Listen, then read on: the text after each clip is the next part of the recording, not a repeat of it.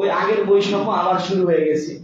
এখনো এই ন্যারেটিভ তারাই তৈরি, আমরা আগেও দেখেছি জঙ্গি নাটক হইতো এই দেশে।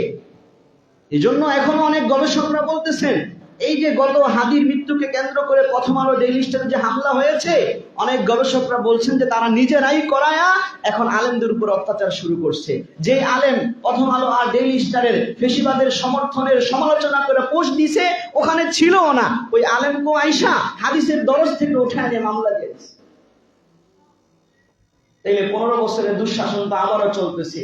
আমরা মনে করি যে বর্তমান যারা শাসক আছেন তারা যদি এগুলাকে দমন না করেন, এগুলা থেকে বিরত না হন, তাহলে ফ্যাসিবাদ যেরকম এই দেশ থেকে পালাইছে, এরাও আবার নতুন ফ্যাসিবাদ হিসেবে পালাইতে বাধ্য হবে, স্মরণীয় হইতে পারবে না ইতিহাসে।